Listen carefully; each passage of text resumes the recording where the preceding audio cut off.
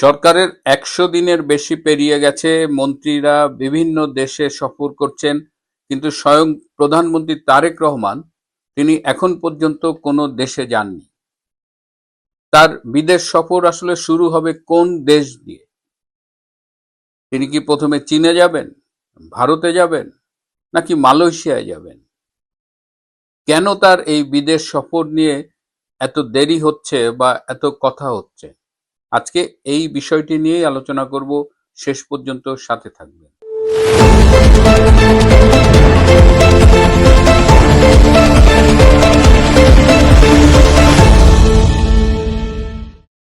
ক্ষমতায় আসার পরে অনেকেই ধরে নিয়েছিলেন যে তারেক রহমানের প্রথম বিদেশ সফর হবে ভারত, এবং 17ই ফেব্রুয়ারি তিনি শপথ নিয়েছেন।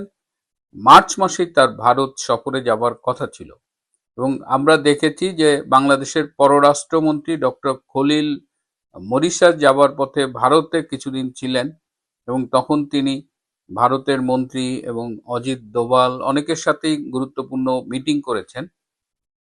অনেকেই বলছিল যে তিনি সেই সফরে তারেক রহমানের ভারত সফর নিয়ে আলোচনা করেছিলেন, কিন্তু ভারতের পক্ষ থেকে আজ অবধি তারেকের ভারত সফর বিষয়ে কোনো তারিখ পাওয়া যায়নি। এদিকে তিনি চীন যাবেন এটি নিয়েও কিন্তু অনেক কথা শোনা যাচ্ছে, এবং সর্বশেষ শুনেছিলাম যে এই মাসেই তিনি চীন সফরে যাবেন। তারেক রহমান যেন চীন সফরে যান, এর জন্য তার সরকারের পক্ষ থেকে কিন্তু ব্যাপক তোড়জোড় চলছে। ভারত সফর নিশ্চিত না হলেও এই মুহূর্তে ৩ জন বিএনপি সরকারের সিনিয়র মন্ত্রী চীনে রয়েছেন, ডেপুটি স্পিকার চীনে রয়েছেন, এবং তাদের সম্মিলিতভাবে চেষ্টা হলো যে তারেক রহমান যেন জুনের শেষ সপ্তাহে চীনে যেতে পারেন। 23শে জুন থেকে 29শে জুনের মধ্যে তারা তারেক রহমানের চীন সফরের জন্য সর্বোচ্চ চেষ্টা করছেন।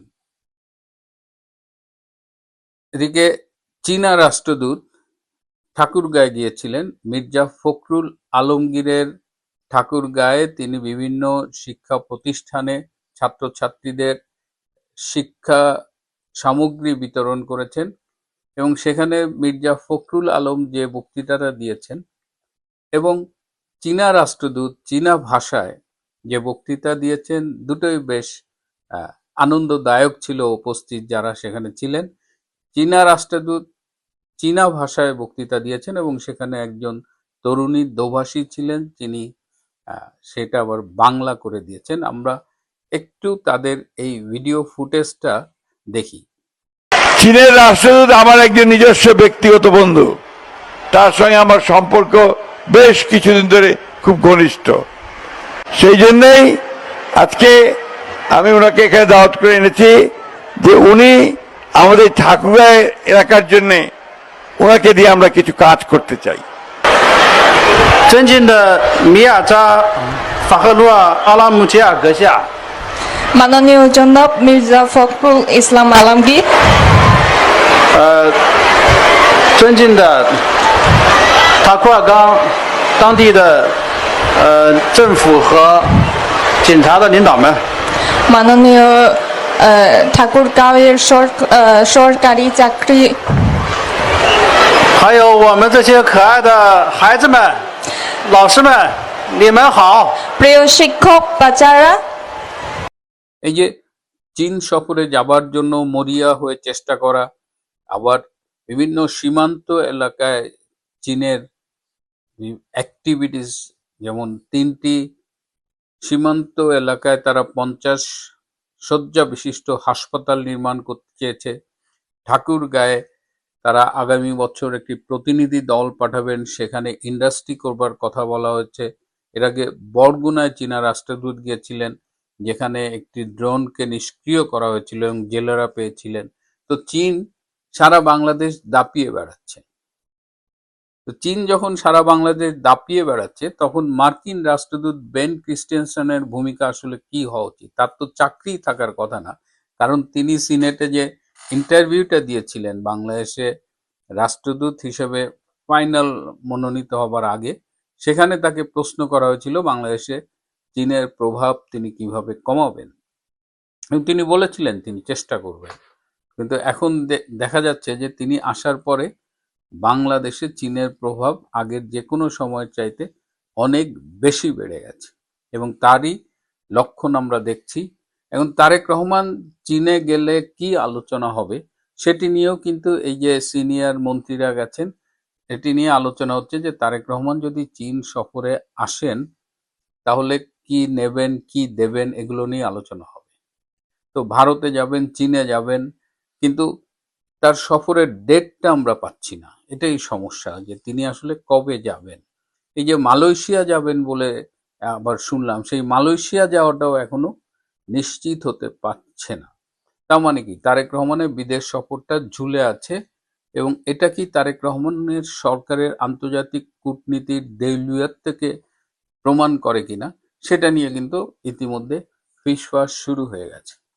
অনেকেই বলছেন তারেক রহমানের প্রথম বিদেশ সফর যদি চীন হয় তাহলে সেটা খুবই ভালো, তার প্রথম বিদেশ সফর যদি চীন না হয় তাহলে সেটা আরো ভালো। এইটা একটা কূটনৈতিক মারপ্যাচের কথা হয়ে গেল। এই যে তারেক রহমানের যে চীনের সাথে মাখামাখি বা তার সরকারের পক্ষ থেকে যে চীন প্রীতি, এটা অন্য অন্য পরাশক্তিগুলো কিভাবে দেখছে, ভারত কিভাবে নিচ্ছে।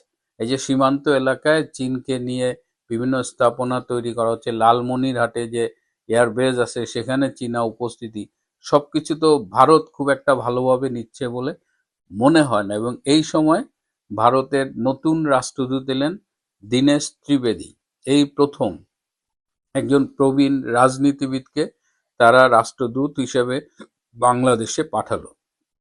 প্রবীণ রাজনীতিবিদই শুধু না, তিনি কেন্দ্রীয় মন্ত্রীও ছিলেন এবং তিনি চমৎকার বাংলা বলেন। এই পশ্চিমবঙ্গের রাজনীতির সাথে তিনি দীর্ঘদিন জড়িত থাকার কারণে তিনি বাংলা বলেছেন এবং তিনি বেনাপোল সীমান্ত দিয়ে বাংলাদেশে এসেছেন গতকাল এবং তার প্রথম দিনের চলার পথে তিনি পদ্মা সেতু হয়ে এসেছেন, পদ্মা সেতুতে নেমেছেন এবং যশোরে তিনি যে কথাগুলো বলেছেন, তিনি দুই দেশের বৃহত্তর ঐক্যের কথা বলেছেন। 140 কোটির ভারত আর 20 কোটির বাংলাদেশ মিলে 160 কোটি, তাদের একই আকাশ একই বাতাস। এই কথাটাকে খুব ভালোভাবে খোলা মনেও নেওয়া যায়, আবার এটাকে বেশ মানে এটার বিরোধিতা করবার মতো অনেক সুযোগ আছে। এমন একটা ঘুগলি তিনি প্রথম দিনেই ছেড়েছেন। তো এখন কথা হচ্ছে যে তিনি দুই দেশের ঐক্য মানে কি বাংলাদেশ ভারত এক হয়ে যাবে। আবার আরেকটা কথা হচ্ছে বাংলাদেশ ভারতের ঐক্যের কথা বলছেন, তাহলে সার্ক কি দোষ করলো? তো এই কূটনীতির এই খেলাগুলো চলছে। বাংলাদেশ আসলে আন্তর্জাতিক কূটনীতিতে যে কোন দিকে যাচ্ছে, কার বন্ধু হতে যে কার শত্রু হয়ে যাচ্ছে, এই আলোচনাগুলো কিন্তু হচ্ছে এবং এই বাংলাদেশ চীনের এই সম্পর্ক, সেটা নিয়ে ভারত এবং আমেরিকার উদ্বেগ। ঠিক তখন আমরা দেখছি যে এই যে ইসলামী ব্যাংক নিয়ে বিএনপি সরকার এবং জামাতে ইসলামের মধ্যে যে একটা টাগ অফ ওয়ার শুরু হয়েছে, ঠিক সেখানে এই দ্বন্দ্ব মেটাতে সক্রিয় হয়েছেন মার্কিন রাষ্ট্রদূত বেন ক্রিস্টেনসেন। নিন্দুকেরা বলছে যে একটা দেশ কোন পর্যায়ে গেলে তার নিজেদের ব্যাংকিং ইস্যুতেও বিদেশি রাষ্ট্রদূতের হস্তক্ষেপ করতে হয়। এটা কি বাংলাদেশের জন্য খুব সম্মানজনক, নাকি ব্রেন ক্রিস্টেনসেনের আসলে কাজের পরিধিটা বা তার সীমাটা তিনি নিজেই হয়তো জানেন না, যেখানেই যখন ইচ্ছে হচ্ছে তিনি স্টেপ ইন করে যাচ্ছেন। একজন রাষ্ট্রদূত কি এটা করতে পারে? না এটা কূটনৈতিক শিষ্টাচারের মধ্যে পড়ে? প্রিয় বন্ধুরা, আজ এই পর্যন্তই। ভালো থাকবেন, সুস্থ থাকবেন, তার চেয়েও জরুরি হলো নিরাপদে থাকবেন। সবাইকে অনেক ধন্যবাদ।